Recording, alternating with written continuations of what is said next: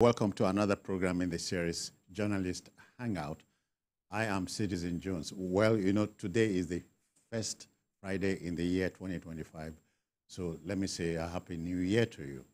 Now, today on the program, Niger joint operations against Lakurawa continue amid diplomatic row.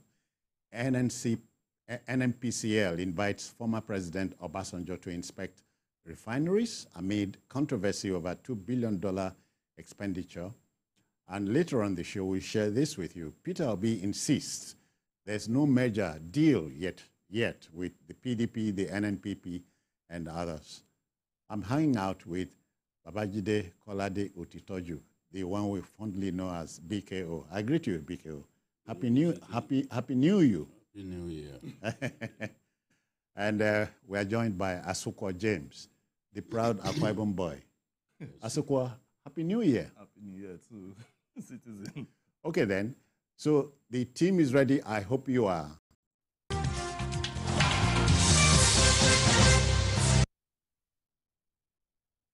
All right, let's go. You know, the late Chinese military strategist Sun Tzu, if you remember, said, the supreme art of war is to subdue the enemy without fighting. Now, the wisdom in the quotation highlights the supremacy of the intellect over sheer force.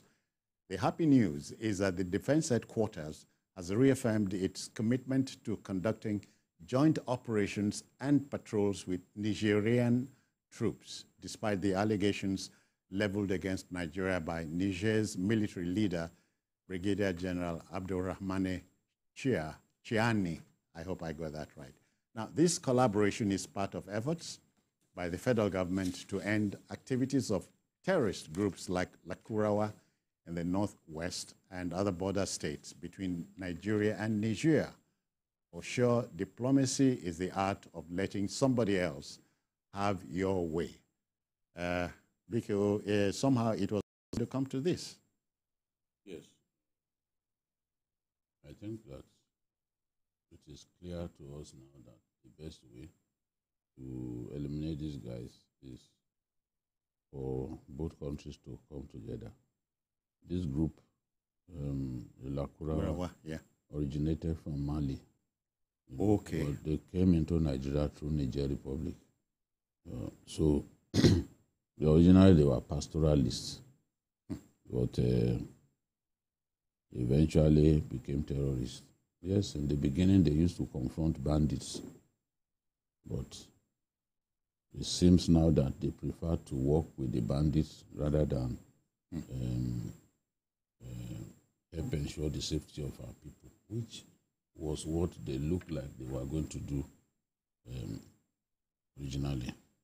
Now, the challenge that we have is to eliminate them since they are up to no good. Yeah. They are really dealing with people, especially in Kebbi and Sokoto State. The border communities, the border local governments between Kebbi and Sokoto are particularly vulnerable. The fact that Lakurawa is active in those places. Yeah. So, and they've had some skirmishes with the Nigerian army, notably on the 27th of December, an airstrike targeting the group in Sokoto led to the death of 10 civilians, due to secondary, what the military calls secondary explosions. Yeah. It wasn't a deliberate targeting of civilians. It was not, yeah. Collateral damage happens in war. So I'm excited about the fact that we are working together, just the same way that in 2014, the Nigerians and the Chadians and the Cameroonian troops helped us in eliminating the threat that Boko Haram posed to the 2015 elections. Okay. We had to push them back, working with the Chadians especially. I remember the president of Chad at the time as they lost a good number of troops on Nigerian soil. Okay. You know, I still have pictures of the funeral that was conducted for Chadian troops who came to fight in northern Borno. Borno, yeah. Yes. Yeah. They did their best, and with their efforts and the efforts of the GOC at that time, General Adeosun, we were able to push Boko Haram out of the local governments that they occupied in the northeast. 2 local governments in Yobe, 7 local governments in Adamawa, and more than 17 governments in Borno State. Yeah. Which was like a theater at the time. It's the epicenter. Yeah. At the end of the day, we were able to do those elections. So I'm saying that the cooperation that we had with those countries at that time enabled us to deal with the threat that Boko Haram constituted, and we were able to conduct elections because the law says that no local government in our country must be excluded from participating in the election. Okay. Yeah.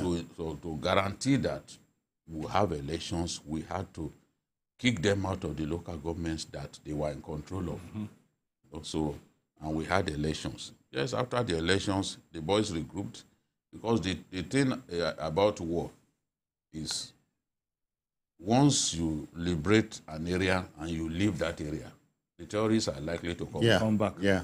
I know some places in Borno State that the army has liberated up to 3 times. We don't Because have enough troops to hold the ground. That's it. Everywhere we conduct an operation, we don't have enough troops to hold the ground. And when you leave, they come back. That's why we still have that situation there. So it's a good thing that both nations are working together in spite of the ugly rhetorics of the ugly and meaningless rhetorics of the military leader in that country. Republic. And helped also by some irresponsible Nigerians who will post videos that were shot in 2013 in a different country. You can imagine a Nigerian who wants people to believe that his sanity is intact, posting video that was shot in 2013 in a place as distant as Mali and claiming that that is evidence that on our soil. Yes, that foreign troops are on our soil. And when some people get arrested, you see people shouting that, it's now a monarchy, it's now a military regime. So, because we are in a democracy, people should simply do what they like, even constituting a threat to their own nation. Because we had said a number of times on this forum that, yes, everybody is entitled to his opinion, but not to his facts, because facts are sacred here. Yes. You know, so, Asukwo, you know, you look at the fact that Nigeria and Niger share a past history, you know, which we cannot wish away. Exactly. You know, because apart from the fact that we have very lean borders, you know, between Nigeria and Niger. It's an extensive one. What I mean very tiny. You can just walk in, and that is why we intermarry with the Nigerians. Hardly will you even find any home, any home in the north that don't have cousins or relatives across the fence. Yeah, exactly. You know, so when you begin to hear people who come up with rhetorics that are not, that want to destabilize this relationship, you begin to wonder what their plans are. Because if you have relative in another place and somebody is right there trying to cause disaffection, but you know, this whole thing is not unconnected to the fact that Niger, Burkina Faso, and Mali recently pulled out of ECOWAS. And they decided to jettison democracy for whatever reason.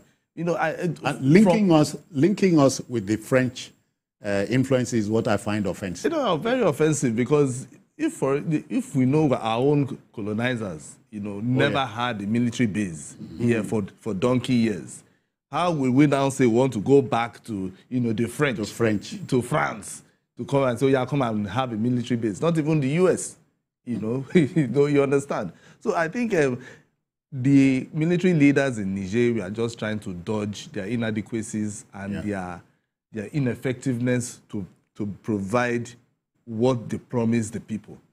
Because socially, Niger, that I know, has become a failed state. Because if you go to some areas in Niger, you can't even live there. You can't live there. And so what the people in Niger wanted was a government that will come and deal with terrorists. And not to come and begin to blame. Because what they just did was to bring the blame game and then begin to say, oh, it's Nigeria that wants to... Those things are not what the people want. The people are looking for somebody who will come and wipe their tears away. And with this joint effort, between Nigeria, which has been in existence for donkey years, before now, I believe the people will be happy to hear this. Because what they want is to deal with terrorists so that they can live a happy life. Because, Niger also has trouble. Yes, of course, just like we have, So this Lakurawa group is a new group, is an old group, but I think they are now expanding because I know they were in Sokoto, from all the way from Mali coming to Sokoto. And then the next thing, before you know it, they'll begin to Niger. So we need to deal with the fact. The fact is we need these joint operations to happen so that we'll flush these guys out. Biko, in this connection, you remember the late JFK, said, in dealing with Russia, we'll not negotiate out of fear. But we won't fear to negotiate. What we won't do is negotiate out of fear. So working together is good for us and for them because there's a common enemy here. Yes, you must always negotiate from a position of strength. Yes. Diplomats will always tell you that that is of value. When you need to negotiate, you must negotiate. You must never fail to negotiate, but you must not negotiate to fear. Out of fear. Out of fear. So, Nigeria has extensive borders with Niger, stretching from Kebbi in the northwest. That's it. To Yobe in the northeast. So what is stretch? About 6 states. Okay. 6 states. We're talking about 6 states now, because even in Jigawa. Okay. Jigawa. Yes, Jigawa. We have a border. That's in the northwest. We have a border with Niger. Even Zurume, very close to Zurume in Zamfara State. Our people move into Niger so easily. And then you have Katsina. Okay. Katsina, Kaduna. We have Kebbi, Katsina. Okay. We have Jigawa. All right. In the northwest. But I'm saying that even in Zamfara, Zurume. Okay. Zurume local government is very close to Niger Republic. So the people moving to Niger Republic, they even spend their currency. I remember during the Naira redesign, repainting in Borno State, people came from Niger with sacks of Naira notes that they wanted to change in the banks. But unfortunately, how many bank branches are in Borno State, for example?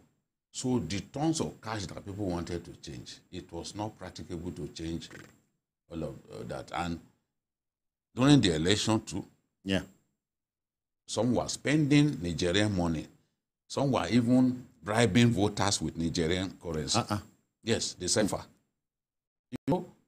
We are so close to these people to the point that even terrorists were operating within Nigeria and using the orange telephone lines. Okay. Telephone lines, telephone SIM cards that were procured in Niger Republic. They could use them in some parts of Nigeria, especially in those border communities. Then you go to the northeast, you share border in Borno State with Chad? Yobe. Yobe, okay, Yobe. As Yobe well. State. So there is, and of course, Adama share border with Cameroon. So there's a need for us to work together. If we work with these people, then the threats, we can collaborate to defeat the threat that these guys constitute. The common enemy. We have enough problems with our own home-sourced bandits already for an international terrorist group to now come to Nigeria and that it has found a home. Yeah. So we need to continue to work together to ensure that the Lakurawa terrorist group and I'm sure that the Republic of Niger, as we do, Sokoto is another state where we share border. Okay. Them, I was just going to say that this saying is that the tragedy of war is that it uses man's best to do man's worst. We have seen enough fire. Niger has. So it's not asking for too much if we work together. And this is the time. Yes. All right, now to our next story. Very interesting. You know, former President Olusegun Obasanjo had asserted that Nigerian refineries